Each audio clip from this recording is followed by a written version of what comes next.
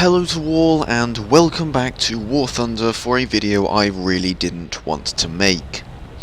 Now in this video I will be talking about the new, one of the new systems added in patch 1.65 that, I say added, I mean taken out, and is something that is absolutely driving me up the wall and something I really hate that Gaijin has taken out of the game.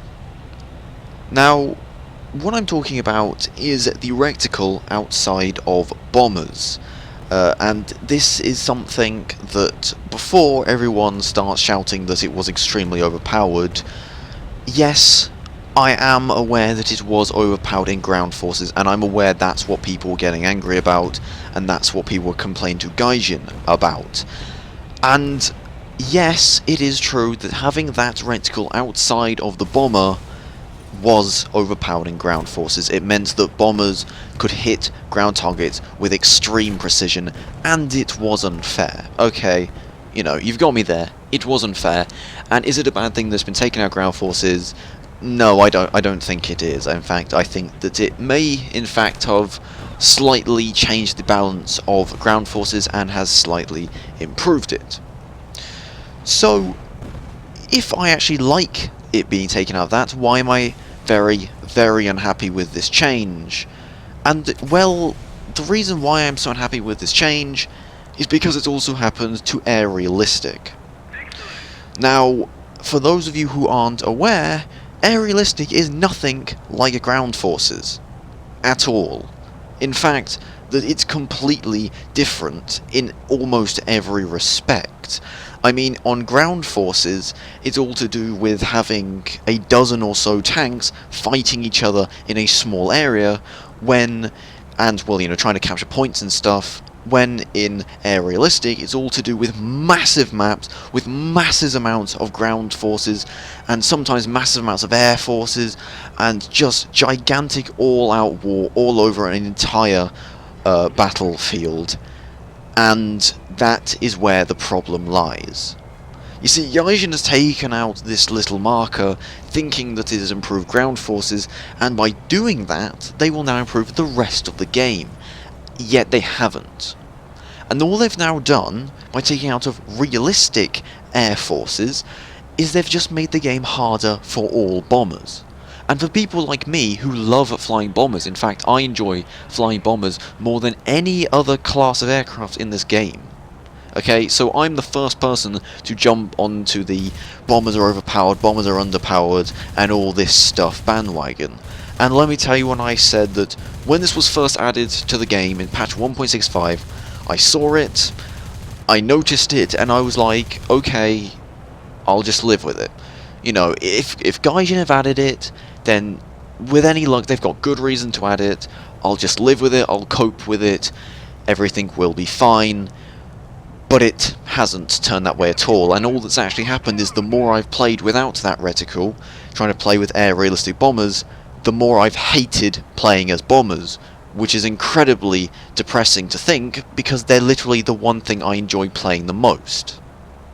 Now, for some of you, you might not even see this as a problem. You're probably thinking to yourself, oh, well, when I play Air Realistic, I just fly my bomber to the enemy base, hit F70 at the bomber scope, bomb, and leave. That's it. You know, there's no need for that reticle. It's worthless. Why would you ever even need it as a bomber? And I completely accept that that is how some of you, probably most of you actually, will think. However, that is actually the most inefficient way of grinding in War Thunder, and is something that I am going to make a video on. In fact, something I was going to make a video on about 3 weeks ago now, and I've had all the clips forever, and I've had it already, but I just haven't been able to finish it, because things kept coming up, like the new patch, so I had to do videos on the new patch, and stuff like that, so that will probably come out after this video at some point. But so yes, back to the main point of that video. The main point of that video was hitting ground targets and avoiding bases, and instead going for ships and ground targets, and all these things are in fact vital to winning a battle. When hitting bases is quite the opposite. And I was stating how, in fact, how tanks that are infinitely more valuable than bases. So with this in mind, considering most ground forces are not only moving, but are also, you know, hard to hit from altitude anyway, you're going to want to get close. You're gonna want to go and get up and close and personal with these things, hit them with dive bombs, and by cutting the grass towards them, hitting them, getting out of there, and most importantly, using that outside bomber reticle. And that's what I've always done, and let me tell you, when I say it makes bombing in this game infinitely easier, infinitely more fun, and means that the bombers are just, you know, bearable. And, you know, I like to think that I know how to fly a bomber better than most. And what I've learned from flying bombers so much is that that outside reticle is so important, because without it you are so inaccurate. Your bombs just spray everywhere. You have such little way of knowing where your bombs are going to go, and if you're in a large bulky bomber, heavy bombers, medium bombers, these kind of things, your bombs can stray so far off target that it's unfathomable. But it happens all the time, and it makes flying bombers now just horrible, and means that most bombers have to resort to either blindly dropping bombs at low level and praying you'll hit something, or stay in high altitude and hit bases, which are objectively one of the most unimportant parts of the entire map. But once again, I'll get onto that more in detail in my next video. I mean, and people can't even complain, oh, well, it's not realistic, oh, well, you know, in real life you don't even have a bomber reticle flying over the surface of whatever you're close to, because, well, yes, that is true, obviously, you don't have that, but bombers in real life, you must understand, were not only expected to hit a lot less targets than what they do in War Thunder.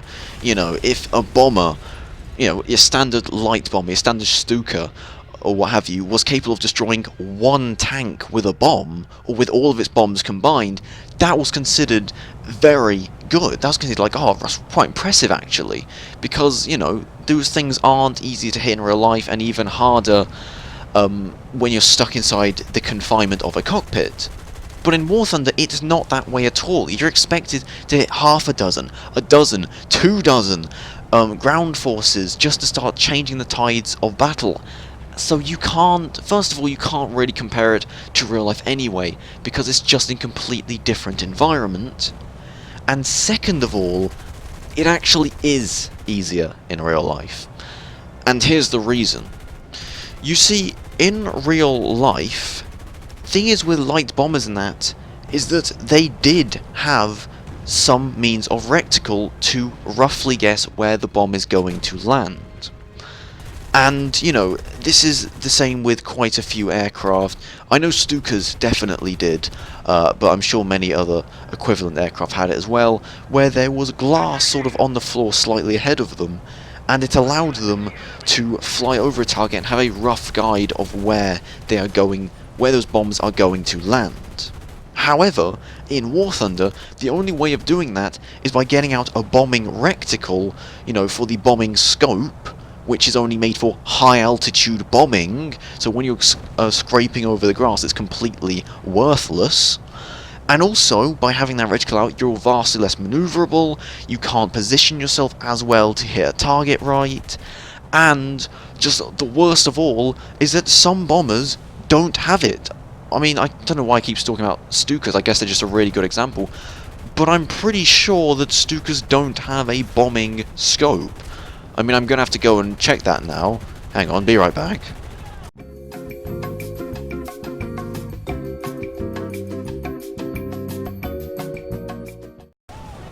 Okay, just back from checking, and yes, I can confirm, as I thought, Stukas do not have bombing scopes. I mean, I know they don't in real life, but I was just making sure they didn't have them in War Thunder. And yes, they don't have them in War Thunder. So as I already said, Stuka pilots now have an infinitely harder job when hitting ground targets, and in fact, jump into any Stuka in the game, I think it's any Stuka, yeah, I'm pretty sure it's any Stuka in the game, and you can see that there is that piece of glass in the bottom of the cockpit, just in the front bottom of the cockpit, just behind the stick. And you can see that is a rough, very rough mind you, but a rough guide of where those bombs are going to hit. Okay? So with that in mind, it is actually easier in real life, ladies and gentlemen, real life, to hit bombs on target now with some bombers in War Thunder than it is in a video game. When that has happened in your game, something is going awry, and definitely there is something going on with this. It is a stupid idea, and yes, it was great for ground forces. Yes, alright, fair enough, maybe it should be taking out ground forces. I didn't think it was that much of an issue, but I can see how some people would see it to be an issue, so you know what, fair game, taking out ground forces, fair play. But when you've taken it out of realistic, then you are basically saying, oh yeah, let's just take it out of everything because we're an extremely lazy company who can't be bothered to even like check these things or even ask people if they would like it to be taken out of stuff like that. So in conclusion, I don't think a single person is going to disagree with me that the reticle outside of the aircraft in air realistic is a problem. Yes, it might be in ground realistic, yes you can take that out, I don't care. But air realistic is a problem, it makes bombers now horrible to use, and is an absolutely stupid thing that Gaijin has done. So, in the love of God, all I can do is pray that Gaijin figure out this was a stupid mistake, and put these reticles back in to air realistic. So anyway, that's my bit of a rant over, and well, that's all I really have to say. Other than that, I'm pretty happy with patch 1.65. I'm really happy they've added cockpits to every single aircraft now.